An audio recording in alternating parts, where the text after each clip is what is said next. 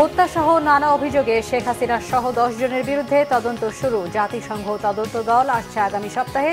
শেখ হাসিনার বিরুদ্ধে এবারে শিশু হত্যার মামলা। হত্যাকাণ্ডের দ্রুত বিচারে বিশেষ ট্রাইব্যুনাল চান ছাত্র আন্দোলনের সমন্বয়করা। ছাত্র জনতার দখলে ধানমন্ডি 32, শেখ হাসিনার ফাঁসি দাবি শিক্ষার্থীদের। রাজধানীর সহ সারা দেশে বিএনপির অবস্থান কর্মসূচি। আওয়ামী লীগ নেতাদের ভালোই ভালোই আত্মসমর্পণের আহ্বান মির্জা ফখরুলের। দেখছিলেন সংবাদ শিরোনাম, এবারে বিস্তারিত। 15 জুলাই থেকে 5 আগস্ট পর্যন্ত সংঘটিত হত্যা, গণহত্যা, নির্যাতন সহ মানবতা বিরোধী অপরাধের অভিযোগে সাবেক প্রধানমন্ত্রী শেখ হাসিনা সহ 10 জনের বিরুদ্ধে তদন্ত শুরু করেছে আন্তর্জাতিক অপরাধ ট্রাইব্যুনালের তদন্ত সংস্থা। এদিকে গণহত্যাকারী ও স্বৈরশাসককে টিকিয়ে রাখার ক্ষেত্রে দায়ীদের বিরুদ্ধে কেন আইনি ব্যবস্থা নেওয়া হবে না, এই মর্মে রুল জারি করেছে হাইকোর্ট। আরও জানাচ্ছেন দীপন দেওয়ান। বৈষম্য বিরোধী ছাত্র আন্দোলনের হতাহতের ঘটনা তদন্তে জাতিসংঘের ফ্যাক্ট ফাইন্ডিং মিশন আগামী সপ্তাহে ঢাকা আসছে বলে নিশ্চিত করেছেন সংস্থাটির আবাসিক প্রতিনিধি গুয়েন লুইস। জাতিসংঘের অর্থায়নে স্বাধীনভাবে এই মিশন তদন্ত করবে বলে জানান তিনি। এদিকে জাতিসংঘ মিশনকে তদন্তে সরকার সব ধরনের সহায়তা দেবে বলে জানিয়েছে পররাষ্ট্র উপদেষ্টা তৌহিদ হোসেন। রিপোর্ট করছেন ইমরুল কায়েস। জাতিসংঘের আবাসিক সমন্বয়ক গোয়েন লুইস বৃহস্পতিবার সকালে পররাষ্ট্র উপদেষ্টা তৌহিদ হোসেনের সঙ্গে সৌজন্য সাক্ষাৎ করেন। পরে সাংবাদিকদের সঙ্গে কথা বলেন গোয়েন লুইস। জানান, জাতিসংঘের মানবাধিকার বিষয়ক হাই কমিশনার এবং প্রধান উপদেষ্টা জাতিসংঘের অধীনে হতাহতের ঘটনা তদন্তে সম্মত হয়েছেন। এরই আলোকে জাতিসংঘ তদন্ত দলের ফ্যাক্ট ফাইন্ডিং মিশন আগামী সপ্তাহে দেশে আসবে বলে জানান তিনি। জাতিসংঘের কয়েকজন কারিগরি সহযোগী আগামী সপ্তাহে ঢাকা আসবে। তাদের বিমানের টিকিটও কাটা হয়েছে। তারা প্রাথমিক ফ্যাক্ট ফাইন্ডিং এর কাজ করবে। কাজের পরিধি এবং সময় শীঘ্রই নির্ধারিত হবে। এরপর বিশেষজ্ঞ দল কাজ শুরু করবে। জাতিসংঘই তদন্ত দলের অর্থায়ন করবে। পররাষ্ট্র উপদেষ্টা তৌহিদ হোসেন জানান, তদন্তকে গ্রহণযোগ্য ও নিরপেক্ষ করতেই জাতিসংঘের সহায়তা নেওয়া হচ্ছে। আইনগত ব্যবস্থা নিয়ে শাস্তি দেওয়া হোক, কাউকে কিন্তু আরবিট্রারিলি বা সামারি ট্রায়ালের কোনো চিন্তা কিন্তু সরকারের নেই। আমরা অবশ্যই চেষ্টা করবো যেন একদম সম্পূর্ণ নিরপেক্ষ একটা তদন্ত হয় এবং তার ভিত্তিতে এবং গ্রহণযোগ্য সমস্ত পৃথিবীর কাছে। আমরা কিন্তু এখন এমন সিচুয়েশনটা এমন যে কোনো কিছু করতে গেলেই তো এক ধরনের ক্রিটিসিজম আসতে পারে। কাজে আমরা চাইবো এটা সম্পূর্ণ নিরপেক্ষভাবেই হোক এবং তাতে আমাদের যা যা সহায়তা করা দরকার সেটা আমরা করব। এদিকে পররাষ্ট্র উপদেষ্টার সঙ্গে সৌজন্য সাক্ষাৎ করেছেন জাপান ও রাশিয়ার রাষ্ট্রদূতরা। অন্তর্বর্তী সরকারের সঙ্গে কাজ করতে প্রস্তুত আছেন বলে জানিয়েছেন এই কূটনীতিকরা। ইমরুল কায়েস, বাংলা ভিশন, ঢাকা। শেখ হাসিনার বিরুদ্ধে এবারে শিশু হত্যার অভিযোগে একটি মামলা হয়েছে। রাজধানীর মোহাম্মদপুরে হেলিকপ্টার থেকে গুলি করে গত 19 জুলাই 12 বছর বয়সী স্কুল শিক্ষার্থী জোবায়েদ হোসেন ইমন নিহতের ঘটনায় সাবেক প্রধানমন্ত্রী সহ 16 জনকে আসামি করে এই মামলা করা হয়েছে। ইমন হত্যা মামলা সহ 3 দিনে শেখ হাসিনার বিরুদ্ধে 5টি মামলা হলো। এর মধ্যে 4টি খুনের মামলা, একটি অপহরণ মামলা। বৃহস্পতিবার ঢাকা মহানগর হাকিম রাজেশ চৌধুরীর আদালতে মামলার আবেদন করেন তেজগাঁওয়ের বাসিন্দা আব্দুল্লাহ আবু সাইদ ভুইয়া। আবেদনের প্রেক্ষিতে অভিযোগকারীর বক্তব্য রেকর্ড করেন ম্যাজিস্ট্রেট এবং মোহাম্মদপুর থানার ভারপ্রাপ্ত কর্মকর্তাকে প্রাথমিক তথ্য প্রতিবেদন হিসেবে অভিযোগটি নথিভুক্ত করার নির্দেশ দেন। মামলার অন্য আসামিরা হল সাবেক সেতুমন্ত্রী ওবায়দুল কাদের, সাবেক স্বরাষ্ট্রমন্ত্রী আসাদুজ্জামান খান, জাহাঙ্গীর কবির নানক, হাসান মাহমুদ, সালমান এফ রহমান, মোহাম্মদ এ আরাফাত, সাবেক আইজিপি চৌধুরী আব্দুল্লাহ আল মামুন, সাবেক র্যাব ডিজি হারুনুর রশিদ, সাবেক ডিবি প্রধান হারুনুর রশিদ। মামলায় অজ্ঞাতনামা বেশ কয়েকজন র্যাব সদস্যকে আসামি করা হয়। ডক্টর মোহাম্মদ ইউনুসের নেতৃত্বে অন্তর্বর্তীকালীন সরকারকে অভিনন্দন জানিয়েছেন শ্রীলঙ্কার প্রেসিডেন্ট রানিল বিক্রমাসিংহে। শ্রীলঙ্কার প্রেসিডেন্ট অন্তর্বর্তীকালীন সরকারের প্রধান উপদেষ্টাকে ফোন করে অভিনন্দন জানান। পাশাপাশি বাংলাদেশে ব্যবসা বাণিজ্য অব্যাহত রাখতে শ্রীলঙ্কান বিনিয়োগকারীদের তার পরামর্শের কথাও জানান প্রধান উপদেষ্টাকে। প্রধান উপদেষ্টা ডক্টর মোহাম্মদ ইউনুস একটি সুবিধাজনক সময়ে বাংলাদেশ সফরের জন্য শ্রীলঙ্কার প্রেসিডেন্টকে আমন্ত্রণ জানান। এর আগে বুধবার রাতে প্রধান উপদেষ্টাকে ফোন করেন জাতিসংঘের মানবাধিকার প্রধান ভলকার টার্ক। বাংলাদেশের ছাত্র আন্দোলনে হত্যার বিষয়ে জাতিসংঘের স্বাধীন তদন্ত দল আগামী সপ্তাহে ঢাকা আসবে বলে অন্তর্বর্তীকালীন সরকারের প্রধান উপদেষ্টাকে জানান জাতিসংঘের মানবাধিকার সংস্থার প্রধান। শেখ হাসিনার বিচার সহ 4 দফা দাবিতে সপ্তাহব্যাপী রেজিস্ট্যান্স উইক কর্মসূচির অংশ হিসেবে আজ সারা দেশে সর্বাত্মক অবস্থান কর্মসূচি পালন করেছে বৈষম্য বিরোধী ছাত্র আন্দোলন। গণহত্যা ও নির্যাতনের অভিযোগে শেখ হাসিনা সহ তার দোসরদের বিচারের দাবি করেন বৈষম্য বিরোধী ছাত্র আন্দোলনের সমন্বয়করা। বিস্তারিত সৈকত সাদিকের প্রতিবেদনে। কর্মসূচি অনুযায়ী বৃহস্পতিবার সকাল 10টায় রাজধানীর শাহবাগে জমায়েত হন শিক্ষার্থীরা। তাদের কর্মসূচির সমর্থনে বৈষম্য বিরোধী সাংস্কৃতিক জোট সহ নানা শ্রেণী পেশার মানুষ অংশ নেয়। শেখ হাসিনার বিচারের দাবিতে বিক্ষোভ করেন তারা। দাবি আদায় না হওয়া পর্যন্ত কর্মসূচি চালিয়ে যাওয়ার ঘোষণা দেন বৈষম্য বিরোধী ছাত্র আন্দোলন। ফ্যাসিবাদী কাঠামোকে ব্যবহার করে যেসব হত্যাকাণ্ড ঘটানো হয়েছে সেগুলোর দ্রুত বিচার নিশ্চিতে বিশেষ ট্রাইব্যুনাল গঠনের দাবি জানান তারা। বিগত 1.5 মাসে বাংলাদেশে যতগুলো হত্যা হয়েছে, বাংলাদেশে যতগুলো খুন হয়েছে, সেগুলোর হুকুম আসলে কোথা থেকে এসেছে আমরা জানি। এই প্রত্যেকটি হুকুম বাংলাদেশের যত বাহিনী ছিল, পুলিশ থেকে শুরু করে যাদেরকে এই হুকুমটি দেওয়া হয়েছে, সেগুলো ওই খুনি হাসিনার কাছে থেকে এসেছে।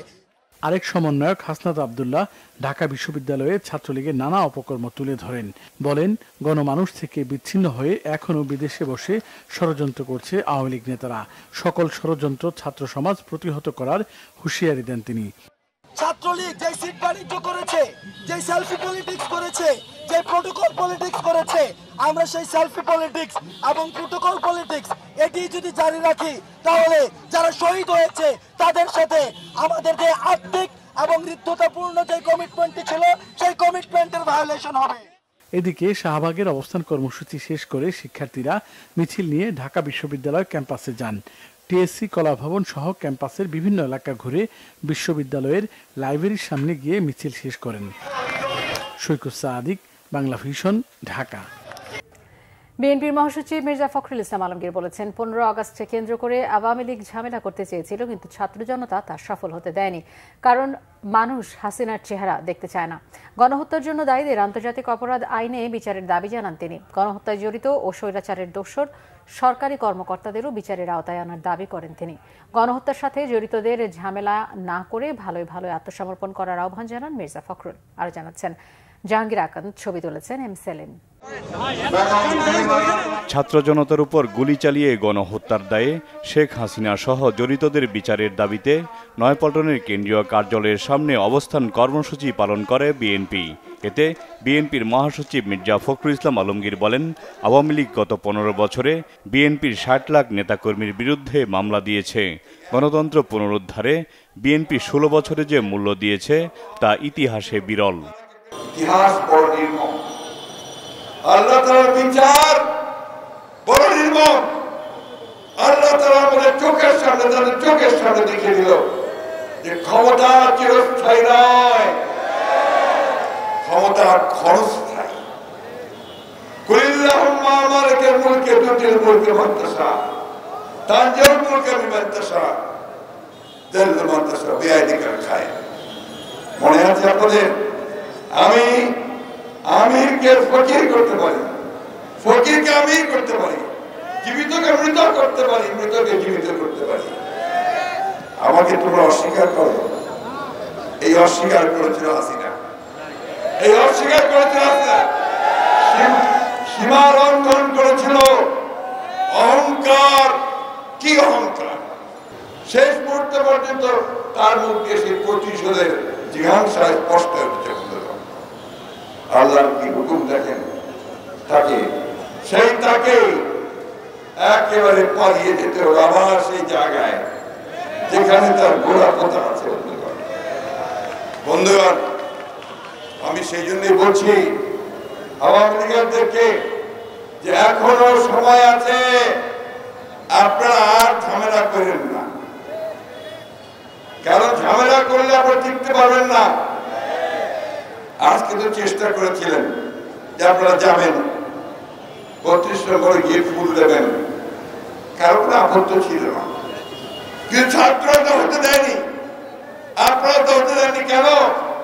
ওই মানুষটাকে আর কেউ দেখতে চায় না, ওই হাসিনার চেহারা তারা দেখতে চায়। সাবেক আইনমন্ত্রী আনিসুল হক এবং শেখ হাসিনার উপদেষ্টা সালমান এফ রহমানের গ্রেফতার নিয়ে কথা বলেন মির্জা ফখরুল। তাই আমি বলতে চাই, ভালোই এই সমস্ত ঝগড়া না করে আপনারা আত্মসমর্পণ করেন। যারা এখনো বাইরে আছেন, এদিক ওদিক করছেন, তারা একবার দেখবেন গতকাল প্রবল ও প্রতাপশালী আইনমন্ত্রী, প্রবল প্রতাপশালী উপদেষ্টা সালমান এফ রহমান কি অবস্থায় তাদেরকে নিয়ে গেছে কোর্টে। এই যে ইফতি মারলে পাটকেলটি খেতে হয়, আমাদের নেতা কর্মীদেরকেও ওইভাবে নিয়ে গেছে। আমাদের তারেক রহমান সাহেবকে ওইভাবে হেলমেট পরিয়ে নিয়ে গেছিল। বন্ধুগণ, আল্লাহ তার বিচার করে দিয়েছে।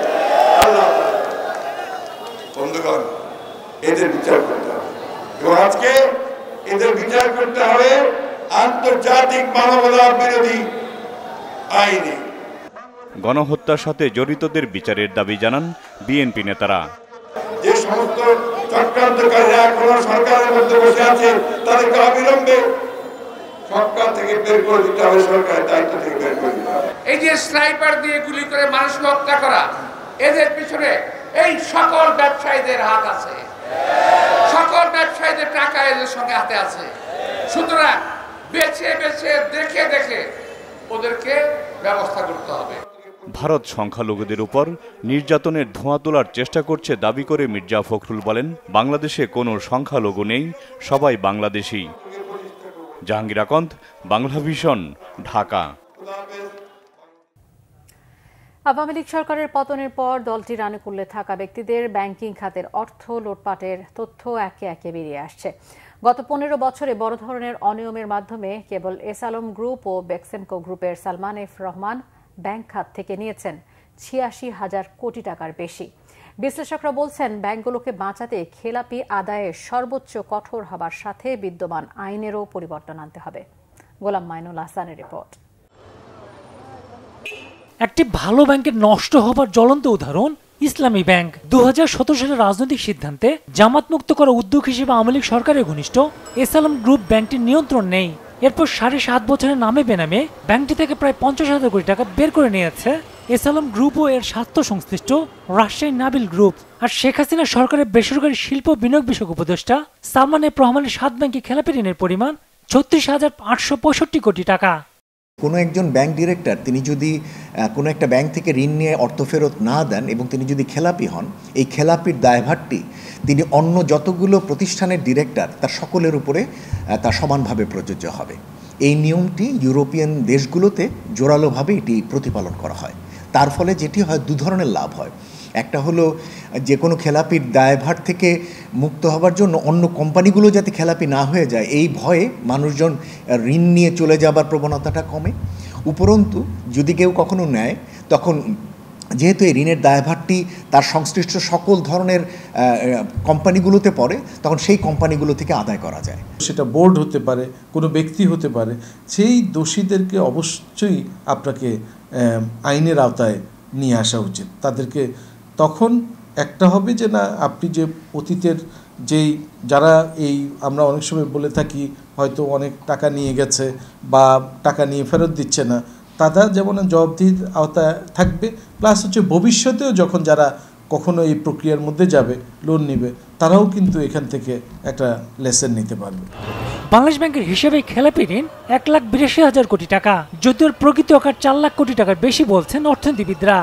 তো এই মুহূর্তে যেটি দরকার সেটা হচ্ছে একটা ইন্ডিপেন্ডেন্ট অ্যাসেসমেন্ট দরকার, যে কোন ব্যাংক আসলে কি অবস্থার মধ্যে আছে। পুরো ব্যাংকিং খাতের যে সার্বিক চিত্র যদি জানতে পারে, তাহলে সেই কোন কোন জায়গায় সংস্কার করতে হবে, কিভাবে করতে হবে, সেই বিষয়গুলো তখন আসবে। ভারতে এই মুহূর্তে গড় সুদের হার হলো 3 থেকে 6%, এবং সেটি এ কারণেই তারা দিতে পেরেছে, তাদের এই ধরনের খেলাপি ঋণের পরিমাণ অনেক কম, বাজারে স্বচ্ছতা রয়েছে, ব্যাংকগুলোর ভিতরে প্রতিযোগিতা রয়েছে, এবং সে কারণেই প্রচুর পরিমাণে অর্থ ব্যাংকগুলোতে হাতে থাকার কারণে অনেক সুবিধাজনক শর্তে বেসরকারি খাতের জন্য ঋণের ব্যবস্থা করতে পেরেছে। ব্যাংকিং খাতের প্রতি আস্থার সাথে আমানত বৃদ্ধির সরাসরি সম্পর্ক রয়েছে বলে মনে করেন বিশ্লেষকরা। গোলাম মাইনুল হাসান, বাংলা ভিশন, ঢাকা। রবিবার থেকে সব শিক্ষা প্রতিষ্ঠান খুলে দিয়ে কার্যক্রম শুরুর নির্দেশ দিয়েছে শিক্ষা মন্ত্রণালয়। বৃহস্পতিবার শিক্ষা মন্ত্রণালয়ের মাধ্যমিক ও উচ্চশিক্ষা বিভাগের উপসচিব মোসাম্মদ রহিমা আক্তার সই করা এক অফিস আদেশে এই তথ্য জানানো হয়। এতে বলা হয়, শিক্ষা কার্যক্রম শুরুর জন্য প্রধান উপদেষ্টা নির্দেশনা দিয়েছেন। এই নির্দেশনার পরিপ্রেক্ষিতে 18 আগস্ট রোববার থেকে শিক্ষা কার্যক্রম শুরুর প্রয়োজনীয় ব্যবস্থা নিতে সংশ্লিষ্টদের অনুরোধ করা হলো। অন্যদিকে এইচএসসি ও সমমানের স্থগিত পরীক্ষাগুলো নতুন সময়সূচি অনুযায়ী আগামী 11 সেপ্টেম্বর থেকে শুরু হবে। শিক্ষা বোর্ডের ওয়েবসাইটে পরীক্ষার নতুন সূচি দেওয়া হয়েছে। ছাত্র জনতার উপর নির্বিচারে গুলি চালিয়ে হত্যার দায়ে সাবেক প্রধানমন্ত্রী শেখ হাসিনা ও তার সহযোগীদের বিচারের দাবিতে দেশের বিভিন্ন জায়গায় অবস্থান কর্মসূচি পালন করেছে বিএনপি ও এর সহযোগী সংগঠনগুলো। প্রতিনিধিদের পাঠানো তথ্যছবিতে ডেস্ক রিপোর্ট। নাটোরে দলের অস্থায়ী কার্যালয়ের সামনে অবস্থান কর্মসূচি পালন করে জেলা বিএনপি। এতে বিএনপি চেয়ারপারসনের উপদেষ্টা রুহুল কুদ্দুস তালুকদার দুলু বলেন, পাশের দেশে বসে শেখ হাসিনা বাংলাদেশকে অস্থিতিশীল করার অপচেষ্টা করছে। দেশের মানুষ আর তাদের বক্তব্য শুনতে চায় না। বাড়ি থেকে বেরোতে গুলি করেছেন, বাড়ি থেকে বেরোতে এমপি হয়ে গেলেন। 2024 সালে একই পার্টি জানি নির্বাচন করলেন। এইভাবে কি ক্ষমতার টিকে থাকা যায় বলে? এই জন্য বলতে চাই, এই ভোটের জন্যই তো আমরা আন্দোলন করছিলাম। শেখ হাসিনার বিচারের দাবিতে বিক্ষোভ সমাবেশ করেছে নরসিংদীর রায়পুরা উপজেলার মরজাল ইউনিয়ন বিএনপি। দলের কার্যালয়ের সামনে এ সমাবেশ হয়। এতে প্রধান অতিথি ছিলেন কেন্দ্রীয় বিএনপির বিজ্ঞান ও প্রযুক্তি বিষয়ক সহ সম্পাদক ইঞ্জিনিয়ার মোহাম্মদ আশরাফ উদ্দিন বকুল। বক্তব্য রাখেন উপজেলা বিএনপির ভারপ্রাপ্ত সভাপতি হযরত আলী ভুইয়া, সাধারণ সম্পাদক আব্দুর রহমান খোকন ও রায়পুরা পৌর বিএনপির সভাপতি ইদ্রিস আলী সহ বিএনপির অন্য নেতারা। লালমনিরহাটের মিশন মোড়ে বিএনপির অস্থায়ী কার্যালয়ের সামনে অবস্থান কর্মসূচি পালন করা হয়। এতে প্রধান অতিথি ছিলেন দলের সাংগঠনিক সম্পাদক অধ্যক্ষ আসাদুল হাবিব দুলু। অবিলম্বে শেখ হাসিনা ও তার দোসরদের বিচার শুরুর দাবি জানিয়েছেন বিএনপির যুগ্ম মহাসচিব সৈয়দ ইমরান সালে প্রিন্স। ময়মনসিংহের ধোবাওড়া সদর ও হালুয়াঘাট পৌর শহরে আলাদা অবস্থান কর্মসূচিতে বক্তব্য রাখেন তিনি। সাবেক প্রধানমন্ত্রী শেখ হাসিনার বিচারের দাবিতে অবস্থান কর্মসূচি পালন হয়েছে ঠাকুরগাঁওয়ে। দলীয় কার্যালয়ের সামনে কর্মসূচিতে বক্তারা বলেন, ছাত্র জনতার উপর গুলি চালিয়ে গণহত্যা। দলীয় কার্যালয়ের সামনে কর্মসূচিতে বক্তারা বলেন, ছাত্র জনতার উপর গুলি চালিয়ে গণহত্যা করেছে হাসিনা ও তার দোসররা। তাদের বিচারের দাবি জানান তারা। বগুড়া শহরের নবাববাড়ি সড়ক ও সাতমাথার মুক্ত মঞ্চে অবস্থান কর্মসূচি ও বিক্ষোভ সমাবেশ হয়। এতে বক্তারা বলেন, ছাত্র জনতার হত্যাকারীরা যেন কোনোভাবে পার না পায়। ছাত্র জনতার উপর গুলি চালিয়ে গণহত্যাকারীদের ফাঁসির দাবিতে যশোরে অবস্থান কর্মসূচি পালন করেছে বিএনপি, ডক্টরস অ্যাসোসিয়েশন, শিক্ষক সমিতি, আইনজীবী সমিতি ও সাংবাদিক ইউনিয়ন। চৌরাস্তায় কোতোয়ালি থানার সামনে এই অবস্থান কর্মসূচিতে বক্তব্য রাখেন বিএনপির খুলনা বিভাগীয় সাংগঠনিক সম্পাদক অনিন্দ্য ইসলাম অমিত। আওয়ামী লীগ সভাপতি ও সাবেক প্রধানমন্ত্রী শেখ হাসিনা এবং তার সহযোগীদের বিচারের দাবিতে কিশোরগঞ্জে বিক্ষোভ মিছিল ও অবস্থান কর্মসূচি পালন করেছে বিএনপি। জেলা শহরের আখড়া বাজারে শহীদ সৈয়দ নজরুল ইসলাম চত্বরে এই কর্মসূচি পালন করা হয়।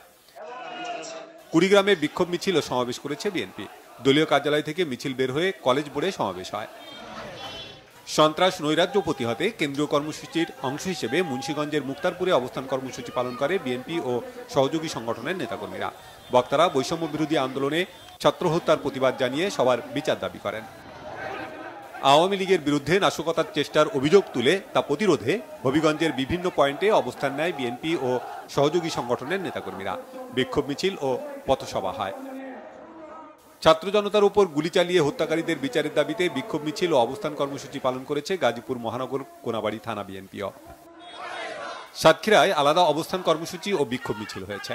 জেলা বিএনপির 2 গ্রুপের আয়োজনে শহরের পুরাতন মাইক্রোবাস স্ট্যান্ডে ও হাটের মোড় এলাকায় এ কর্মসূচি পালন করা হয়। সুনামগঞ্জ সদর ও ছাতকে আলাদা কর্মসূচিতে বিএনপি নেতাকর্মীদের ঢল নামে। শেখ হাসিনার বিচারের দাবি জানিয়ে নানা স্লোগান দেন নেতাকর্মীরা।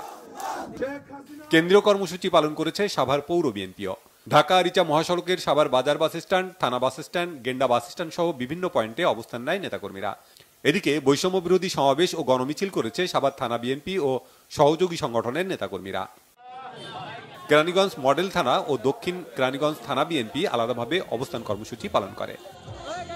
কেন্দ্রীয় কর্মসূচি পালন করেছে নীলফামারী জেলা বিএনপিও।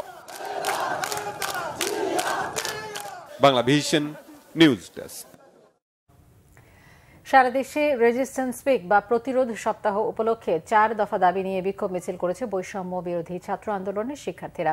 দেশের বিভিন্ন জায়গা থেকে প্রতিনিধিদের পাঠানো তথ্যছবিতে ডেস্ক রিপোর্ট। সিলেটে সর্বাত্মক অবস্থান কর্মসূচি পালন করেছে বৈষম্য বিরোধী ছাত্র আন্দোলনকারীরা। দুপুরে নগরীর চৌহাট্টায় জড়ো হয়ে বিভিন্ন ধরনের স্বৈরাচার বিরোধী স্লোগান দেন তারা। এ সময় শেখ হাসিনাকে বিচারের আওতায় এনে ফাঁসি দাবি জানানো হয়। প্রতিরোধ সপ্তাহ উপলক্ষে রংপুরের রাজপথ দখলে নেন বৈষম্য বিরোধী আন্দোলনের শিক্ষার্থীরা। সকাল থেকে টাউন হল এলাকায় গণ অবস্থান নিয়ে বিক্ষোভ করেন তারা। এছাড়া নগরীর লালবাগ, মডার্ন মোড়, medical college campus, Begum Rokeya বিশ্ববিদ্যালয় ক্যাম্পাস সহ শহীদ আবু সাইদ চত্বরে অবস্থান নেন শিক্ষার্থীরা। রাজশাহীতেও অবস্থান কর্মসূচি পালন করেছে ছাত্র জনতা। নগরীর সাহেববাজার এলাকায় কোটা বৈষম্য বিরোধী আন্দোলনের শিক্ষার্থীদের সাথে যোগ দেয় বিএনপি জামায়াতের ছাত্র সংগঠন ছাড়াও বিভিন্ন শ্রেণী পেশার মানুষ। সারা দেশে ছাত্র জনতা হত্যার প্রতিবাদে সাবেক প্রধানমন্ত্রী হাসিনার বিচারের দাবিতে বরিশালে বিক্ষোভ করেছে শিক্ষার্থীরা। সকালে নগরীর নথুল্লাবাদ বাস টার্মিনাল এলাকায় ঢাকা বরিশাল মহাসড়ক অবরোধ করে বিক্ষোভ করে তারা। গণহত্যার দায়ে শেখ হাসিনার বিচারের দাবিতে নাটোরে বিক্ষোভ মিছিল ও সমাবেশ করেছে বৈষম্য বিরোধী শিক্ষার্থীরা। সকালে কানাইখালী পুরাতন বাস স্ট্যান্ড এলাকা থেকে একটি মিছিল বের করে শহরের প্রধান সড়ক ঘুরে স্বাধীনতা চত্বরে গিয়ে শেষ হয়। গাইবান্ধায় প্রতিরোধ সপ্তাহে 4 দফা দাবিতে সমাবেশ ও বিক্ষোভ মিছিল করেছে বৈষম্য বিরোধী ছাত্র আন্দোলনকারীরা। দুপুরে পৌর শহীদ মিনার চত্বর থেকে মিছিল বের হয়ে শহর ঘুরে পৌর পার্কে গিয়ে শেষ হয়। ছাত্র জনতার উপর নির্বিচারে গণহত্যার প্রতিবাদে পাবনায় অবস্থান কর্মসূচি ও বিক্ষোভ মিছিল করেছে সাধারণ শিক্ষার্থীরা। সকালে বিক্ষোভ মিছিল শহরের প্রধান সড়কগুলো ঘুরে ডিসি অফিসের সামনে গিয়ে অবস্থান নেয়। প্রতিরোধ সপ্তাহ উপলক্ষে ফরিদপুরে রোড মার্চ করেছে শিক্ষার্থীরা। সকালে শহরের পুরাতন বাস স্ট্যান্ড থেকে বৈষম্য বিরোধী ছাত্র আন্দোলনের শিক্ষার্থীদের একটি বিক্ষোভ শহরের প্রধান সড়ক ঘুরে প্রেস ক্লাবে গিয়ে শেষ হয়। এ সময় গণহত্যার দায়ে শেখ হাসিনার ফাঁসি দাবি করেন তারা। নড়াইলে বৈষম্য বিরোধী ছাত্র জনতার পদযাত্রা অনুষ্ঠিত হয়েছে। দুপুরে চৌরাস্তায় ছাত্র জনতার একটি মিছিল বের হয়। এ সময় তারা শেখ হাসিনার ফাঁসি সহ নানা দাবি তোলেন। টাঙ্গাইলে মেডিকেল কলেজ হাসপাতালের পরিচালকের পদত্যাগ দাবি করেছেন বৈষম্য বিরোধী ছাত্র আন্দোলনের শিক্ষার্থীরা। 4 দফা দাবিতে সর্বাত্মক অবস্থান কর্মসূচি পালন শেষে টাঙ্গাইলে প্রেস ক্লাবের সামনে তারা এ দাবি করেন। নরসিংদীতে যান চলাচল স্বাভাবিক করতে কাজ করছে ট্রাফিক পুলিশ ও শিক্ষার্থীরা। সকাল থেকে ঢাকা সিলেট মহাসড়কের শিবপুরের ইটখোলা জেলখানার মোড় সহ শহরের বিভিন্ন স্থানে কাজ করছেন তারা। সড়কের দায়িত্ব পালন করা শিক্ষার্থীদেরকে স্বাগত জানিয়েছেন দায়িত্বরত পুলিশ সদস্যরাও। Bangla vision news desk. গোয়েন্দা শাখার সাবেক প্রধান হারুনুর রশিদের বিপুল সম্পদের খোঁজ মিলেছে কিশোরগঞ্জে। নিজের স্ত্রী সন্তান স্বজনদের নামে বেনামে কেনা হয়েছে ফ্ল্যাট ও রিসর্ট।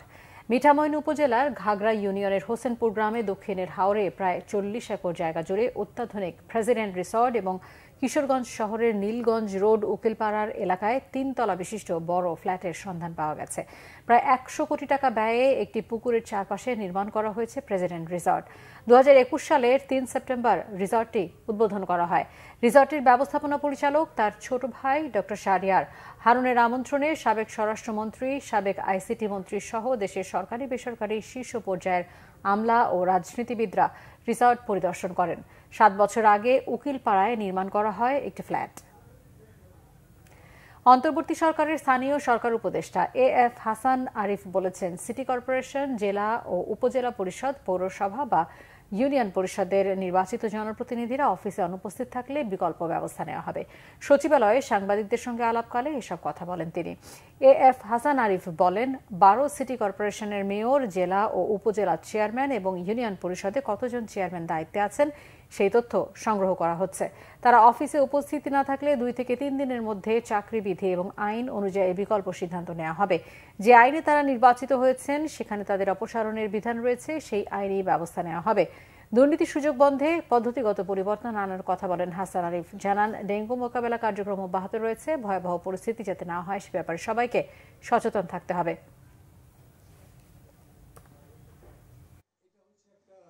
12টা আমাদের সিটি কর্পোরেশন আছে, তারপরে পৌরসভা আছে, 12টা না, আরও বেশি, তারপরে উপজেলা পরিষদ আছে, আর ইউনিয়ন পরিষদ আছে। তো প্রত্যেকটির আমি তথ্য চেয়েছি কোন কোন জায়গায় যিনি ইলেক্টেড মেয়র, তারপরে চেয়ারম্যান যারা আছেন, কোথায় কোথায় তারা অফিসে আছেন, কোথাও কোথায় নেই আর কি। তাদের কেউ আছেন কেউ নেই। তো সেখানে আমাদের কি সিদ্ধান্ত হবে সেটা তথ্যগুলো পাওয়ার পরে আমরা সিদ্ধান্ত নেব যে সেখানে কিভাবে আমরা এই পরিস্থিতিটা বা অবস্থাটাকে মোকাবিলা করব। পদত্যাগ করেছেন ঢাকা ওয়াসার ব্যবস্থাপনা পরিচালক তাকসিম এ খান। বুধবার অনলাইন মাধ্যমে তিনি এই পদত্যাগপত্র পাঠিয়েছেন বলে জানা গেছে। পদত্যাগপত্রে অসুস্থতাজনিত কারণে ওয়াসার ব্যবস্থাপনা পরিচালকের দায়িত্ব পালন করতে অপারগতার কথা জানিয়েছেন। 2009 সালে ঢাকা ওয়াসার ব্যবস্থাপনা পরিচালক পদে প্রথমবারের মতো নিয়োগ পেয়েছিলেন তাকসিম এ খান। এরপর দফায় দফায় তার মেয়াদ বাড়তে থাকে। সর্বশেষ গত বছরের অগাস্টে সপ্তমবারের মতো ওই পদে আরও 3 বছরের জন্য নিয়োগ পান তিনি। তাকসিম এ খান, তার স্ত্রী ও সন্তানরা যুক্তরাষ্ট্রের নাগরিক। তিনি হয়তো যুক্তরাষ্ট্রে পাড়ি জমিয়েছেন বলেও ধারণা করা হচ্ছে। টানা 27 দিন পর আজ থেকে সারা দেশে শুরু হয়েছে আন্তনগর ট্রেন চলাচল। এতে বেশ খুশি নিয়মিত ট্রেনে চলাচলকারীরা। কমলাপুর স্টেশন ম্যানেজার জানিয়েছেন 4টি ট্রেনের ক্ষতি হওয়ায় 38 জোড়া আন্তনগর এবং 25টি কমিউটার ট্রেন চলাচল করবে। দীর্ঘদিন বন্ধ থাকায় শুধু টিকিটেই 108 কোটি টাকা লোকসান হয়েছে বলে জানান তিনি। বিস্তারিত জানাচ্ছেন মামুন আব্দুল্লাহ। প্রায় 1 মাস বন্ধ থাকার পর আবারও ট্রেনে চড়ে গন্তব্যে যেতে পেরে এভাবেই উচ্ছ্বসিত দেখা যায় যাত্রীদের। বৈষম্য বিরোধী ছাত্র আন্দোলনে গেল 18 জুলাই বন্ধ করে দেওয়া হয় সব রুটের ট্রেন চলাচল। এরপর গেল 12 তারিখ মালবাহী, 13 তারিখ কমিউটার ট্রেন এবং আজকে খুলে দেওয়া হয় আন্তনগর ট্রেন চলাচল। এতে ভোগান্তি এড়িয়ে সহজেই চলাচলকারীরা বেশ উচ্ছ্বসিত।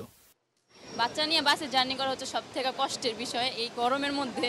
ট্রেন চালু হয়েছে, অনেকদিন অপেক্ষা করছি, বাড়িতে যাই নাই, এখন ট্রেন চালু হলো তাই আজকে যাচ্ছি। ট্রেন শুরু হয়েছে চলা, এখন বাড়িতে যাচ্ছি, আলহামদুলিল্লাহ অনেক খুশি। এতদিন বন্ধ ছিল, এতদিন যেতে পারিনি, এখন চালু হয়েছে তাই এখন যাচ্ছি। অ্যান্ড ট্রেনে যাইতে আসলে ভাল লাগে, এই জার্নিটা খুব। অনেকদিন পরে যাচ্ছি তো আজকে একটু পরিবেশ ভালোই লাগতেছে, মানে একটু অন্যরকমই লাগতেছে, কোনো ঝামেলা নাই। খুব শান্তিতে আছি এখন। এতদিন যে খুব পেরেশানিতে ছিলাম, এখন পেরেশানিটা কমে গেছে। আন্তনগর ট্রেন দুপুরে চলাচলের কথা থাকায় সকালে যারা এসেছেন তারা পড়েছেন বেশ ভোগান্তিতে। বলছেন নিরুপায় হয়ে যেতে হচ্ছে কমিউটার ট্রেনে। আমরা তো ইন্টারসিটির জন্য আসছিলাম, ইন্টারসিটি নাকি বিকালবেলা ছাড়বে, আমরা এখন তিতাসে যাওয়ার জন্য প্রস্তুতি নিতেছি আর কি। 2.5-3 ঘন্টা উত্তরা থেকে গোলাপবাগ আসতে সময় লাগে। ট্রেনে তো গেলে যদি ইন্টারসিটিতে যাই তাহলে 24-25 মিনিট। বাই রোডে গেলে জ্যামজট পড়ে, গরমের মধ্যে অনেক কষ্ট হয় এবং ভাড়াটাও একটু তুলনামূলক বেশি। তো কমলাপুর থেকে বিমানবন্দর গেলে রিল্যাক্সে যাওয়া যায়, ভাড়াটাও একটু তুলনামূলক কম। এতদিন পরে সরকার ট্রেন ছেড়েছে, অনেক খুশি সবাই। নিরাপত্তার অজুহাতে দীর্ঘ 27 দিন বন্ধ থাকলেও এখন পর্যাপ্ত নিরাপত্তার ব্যবস্থা করা হয়েছে বলে জানান স্টেশন ম্যানেজার। আপনারা জানেন যে আমাদের রেগুলার 42 জোড়া আন্তনগর ট্রেন চলাচল করে, সেখান থেকে 4 জোড়া বাদ দিলে আমাদের 38 জোড়া হয়। এই 38 জোড়া আন্তনগর ট্রেন এবং 25 জোড়া local mail commuter train regular চলাচল করবে। বাংলাদেশ সেনাবাহিনীর গর্বিত সদস্যগণ আমাদের নিয়মিত এখানে টহল দিয়ে থাকেন, আসেন। রেলওয়ে স্টেশন নিরাপত্তা বাহিনী রয়েছে এবং জিআরপি সদস্যগণ রয়েছে, তাদের সাথে মিলেমিশে তারা পরামর্শ করে আমাদের এই নিরাপত্তা ব্যবস্থাটা জোরদার করেছেন। দুর্বৃত্তদের হামলায় মোট 4টি ট্রেনের ক্ষতিসহ 27 দিনে সারা দেশে প্রায় 108 কোটি টাকার লোকসান হয়েছে বলে জানান station manager. Mamun Abdullah, Bangla vision, Dhaka. গোয়েন্দা শাখার সাবেক প্রধান হারুনুর রশিদের বিপুল সম্পদের খোঁজ মেলেছে কিশোরগঞ্জে। নিজের স্ত্রী সন্তান স্বজনদের নামে বেনামে কেনা হয়েছে ফ্ল্যাট ও রিসর্ট। মিঠামইন উপজেলার ঘাগড়া ইউনিয়নের হোসেনপুর গ্রামে দক্ষিণের হাওরে প্রায় 40 একর জায়গা জুড়ে অত্যাধুনিক প্রেসিডেন্ট রিসর্ট এবং কিশোরগঞ্জ শহরের নীলগঞ্জ রোড উকিলপাড়া এলাকায় 3 তলা বিশিষ্ট বড় ফ্ল্যাটের সন্ধান পাওয়া গেছে। প্রায় 100 কোটি টাকা ব্যয়ে একটি পুকুরের চারপাশে নির্মাণ করা হয়েছে প্রেসিডেন্ট রিসর্ট। 2021 সালের 3 সেপ্টেম্বর রিসর্টটি উদ্বোধন করা হয়। রিসর্টটির ব্যবস্থাপনা পরিচালক তার ছোট ভাই ডক্টর শাহরিয়ার। হারুনের আমন্ত্রণে সাবেক স্বরাষ্ট্রমন্ত্রী, সাবেক আইসিটি মন্ত্রী সহ দেশের সরকারি বেসরকারি শীর্ষ পর্যায়ের আমলা ও রাজনীতিবিদরা রিসর্ট পরিদর্শন করেন। 7 বছর আগে উকিলপাড়ায় নির্মাণ করা হয় একটি ফ্ল্যাট। খেলা সংবাদ।